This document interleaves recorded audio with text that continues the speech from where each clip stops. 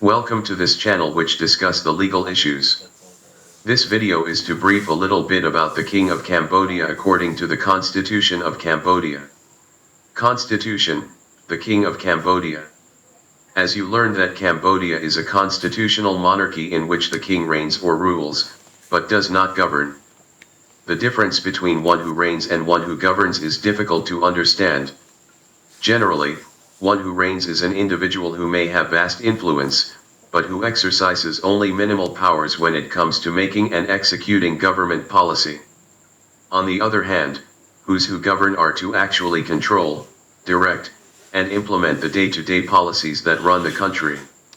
In other monarchies such as the United Kingdom, Thailand, and Japan, the reigning monarch has the credentials, signing laws before they go into effect, opening sessions of parliament, and after general elections, inviting the winning party to form a government. However, the monarch has no power to propose laws to parliament, or to prevent laws from going into effect, and no power to execute the law, or determine policy based on the laws, enforce the laws or punish anyone who disobeys them. Further, the monarch has no power to choose the party that forms government, or to refuse to accept the credentials of foreign dignitaries or the appointment of government-nominated diplomats. The role of the monarch is to ratify the decisions of the governing bodies, thereby giving those decisions legal authority. However, even when a monarch does not rule, the wishes of the monarch are usually accorded great respect.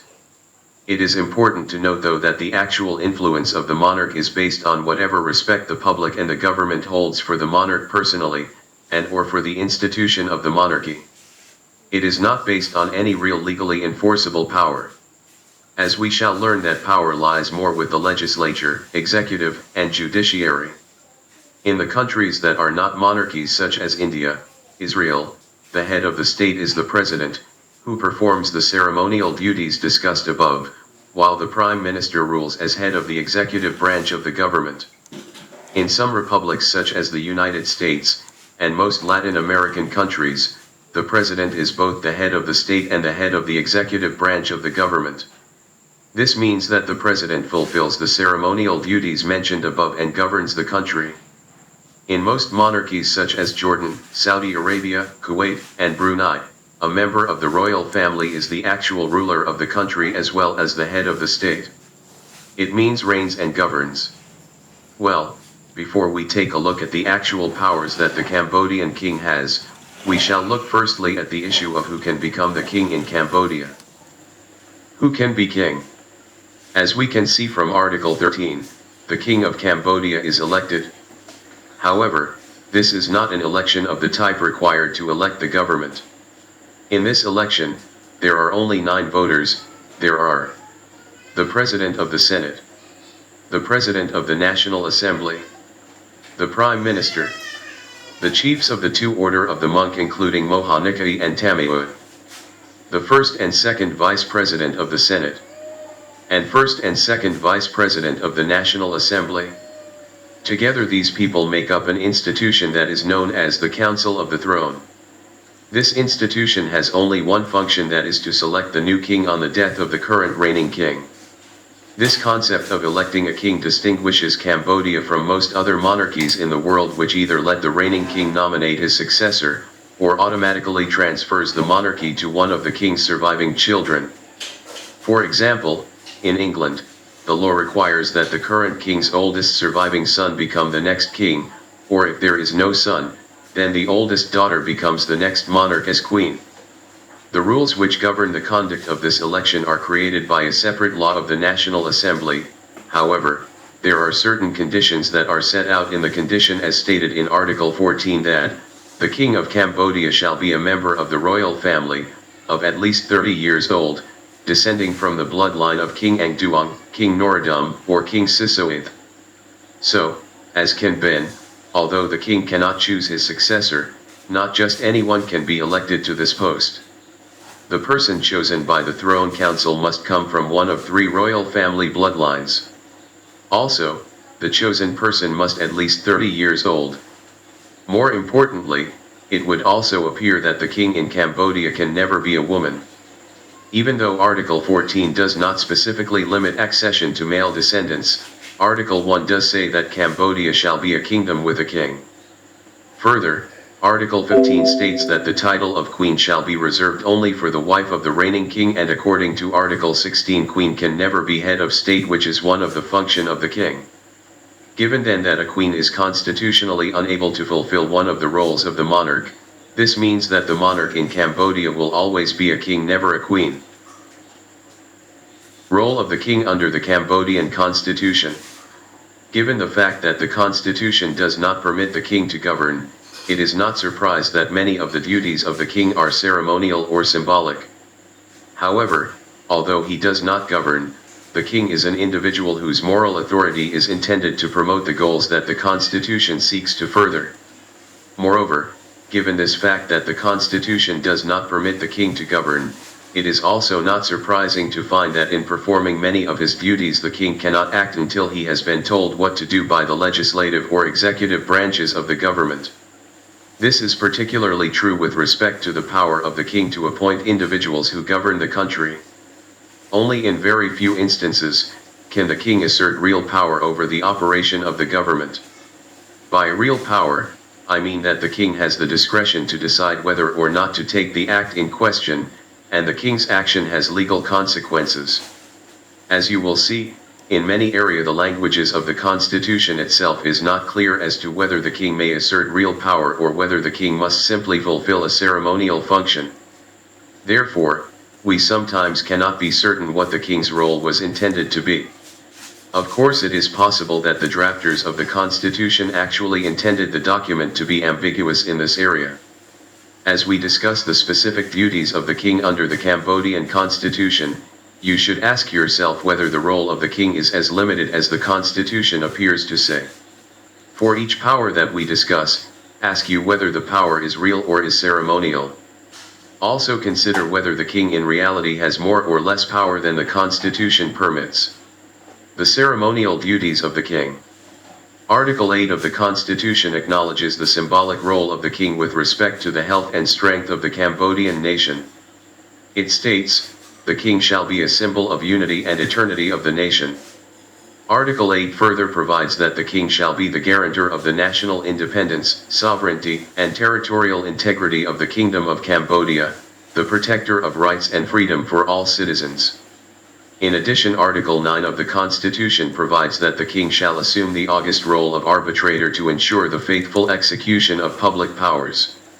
However, Article 9 does not give the king authority to execute the public powers. That role is for those who govern.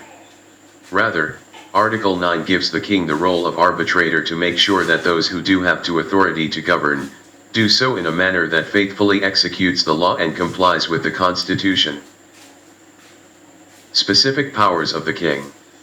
In the addition to the influence of the king as an important symbol in Cambodia, the Constitution gives the king certain specific powers. However, it should be noted that most of these powers can only be exercised by the king after the governing body, whether it be the Royal Cambodian government or the National Assembly, has first approved or recommended the action that the king takes. Thus, it appears that the Constitution requires the king to act in conjunction and at the behest of other constitutionally constructed bodies when performing his functions. It does not generally allow him to act alone.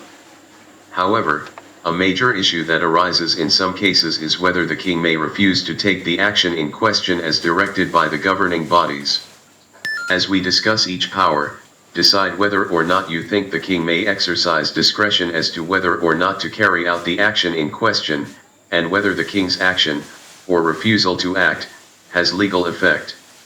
The specific powers of the king under the Constitution include: power to appointment, powers of declare war and a state of emergency, commander-in-chief, power to sign laws, power to grant amnesty.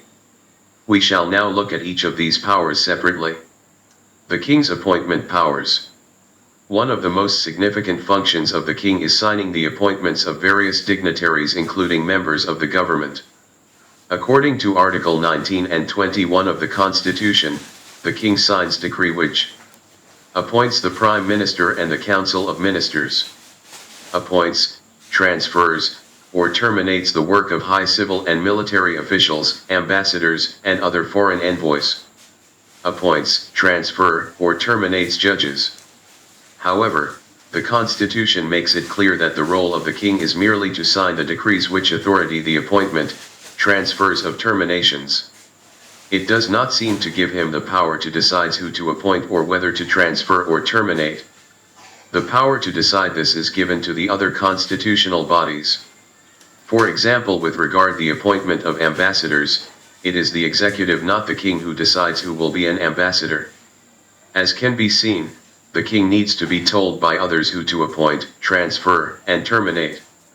With regard the appointment of members of the government, it is the National Assembly that instructs him. With regard civil and military officials and ambassadors and other envoys, it is the Council of Ministers that instructs him. And with regard judges, it is the Supreme Council of Magistracy that has the authority to decide. The king's power to declare war and a state of emergency. According to Article 22 and 24 of the Constitution, the king has the powers to declare a state of emergency and even war in certain circumstances. When analyzing the king's powers, it is interesting to compare the wording of Article 22 above with that Article 21. In all the cases, the king does not have the right to exercise these powers alone, but can only do so with some sort of involvement of other institutions. With regard his appointment power, the law says that the king acts pursuant to the proposals or recommendations of these other institutions. However, the king's power to declare a state of emergency has to be done after the agreement with the Prime Minister, and the President of the National Assembly, and the President of the Senate. Article 24 seems to be clear that the king must declare war if such a decision has been made and approved by the National Assembly. In this regard, the king appears to be merely endorsing the decision of the Assembly. The king as Commander-in-Chief. As noted, the king declare a state of emergency only after approval or agreement of the National Assembly or Prime Minister. However, despite these limitations, the Constitution still gives the king the title of Supreme Commander of the Royal Khmer Armed Forces. The king's law-signing power. Probably one of the most significant functions of the king is the promulgation of the laws. Article 28 gives the king the power to sign law adopted by the National Assembly, and sign the decrees presented to the council ministers. Article 93 states that a law cannot go into effect until the king signs it. In his absence due to sickness, this power may be delegated to the President of the Senate. However, you should note that in each of these cases, the king has not written the law or decree, he has merely signed it. In addition to his law-signing powers, according to Article 26, the king also has the power to sign and ratify international treaties and conventions, but only after they have been approved by the National Assembly and the Senate. The king's amnesty powers. One aspect of all the powers of the king that we have looked at so far is that the powers required the approval or involvement of other institutions in order for the king to act. This consistent with the principle that the king reigns but does not rule. However, the king is explicitly authorized to act independently in one substantive area. Article 27, the king shall have the right to grant partial or complete amnesty. When the king grants someone amnesty, he excuses an unlawful act and the wrongdoer is either not punished or the punishment is reduced. The king has the power to grant amnesty to anyone. The Constitution does not require him to firstly get the approval of any other institution, such as the Prime Minister, nor the names of those to be amnestied to be submitted by the National Assembly or the Executive.